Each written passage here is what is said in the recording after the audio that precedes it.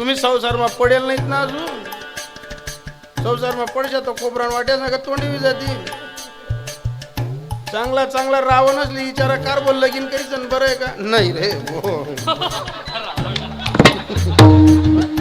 खर बोल ज्या माणूसले पोट गाव ब्याये त्याला विचारा कार बोल लगीन करी बरं वाटत का नाही रे दादा बटा गोया होई हो.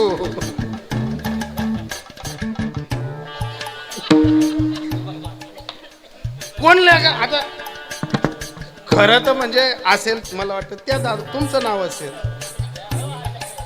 हो बा तुम्ही एरमेकले उभा करा ना तुम ना मग कोणीच नाही आहेत ते बाई नजीकच करशील की आयडी मी बी करणार माझे कोणाला मग आलं आता तुम्ही राग वगैरे नका धरू बरं या नाही कोणा कान बरावं तीन बुवा मी त्यांसाठी पेटा बांधताना दोन्ही कान बांधले. जेवणाला बसलो माझ्यासोबत आलेला मुल एक जण होता तो बी जेवणाला बसला. आता ती बहिणी रोटी ठी लगेच जवळच बसून घेतला. आता त्या ताईशी ओळख नाही पाडक नाही काही नाही म्हटलं बसली घरची बाई तिथं जेवणाला वाढत आहे पोळ्या वगैरे घेऊन आली. पहिली रोटी ठेवतात म्हणे बाबा आमना भाऊ बहिणीतला निश्चित एक नंबर निश्चित मी एक शब्द बी बोललो नाही. लगेच दुसरी रोटी ठी म्हणे बाबा आमना भाऊ बन एक नंबर ना निश्चित मी एक शब्द बी नाही. दुसरी बी रोटी काय मला भूकच लागेल होती.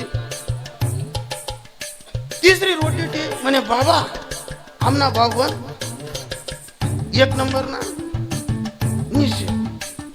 ड्रायव्हर जवळ तो बसलेला पोरगावने बाबा तुम्ही बहिणीची बोली काम राहणार नाही मग तर ताट्या उचलेली जाई जिले आई बहिणा नांदे नको लागू तू ती बहीण ना बोलावर दे वय की नाही राहणार काही बहिणीला डायरेक्ट सारा खेळायला जत्रा मग टाका काम नाही बुवा नाही तर डायरेक्ट चोरांनी जत्रा मग टाकणं पडी बुवा.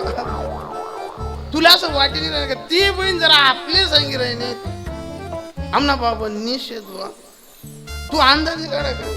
पुन्हा ती ताई पाणी घ्यायला गेले पाणी ठेवत होती ती बहिणीला वाटे यायले या काने वाटे काही ऐकू येत नाही बा या कानवाटी बोलायला लागली म्हणे बाबा आमना भाऊ म्हणतात ताई तुमनं म्हणणं गट्ट खरं शे मी गण कवडेच ना ऐकी राहणू तुम्ही गण ऐकू ऐकरी सांग राहत आमना भाऊ आमना बाबा मग मना चांगला राहतात तुम्ही असं गावेगाव फिरतो का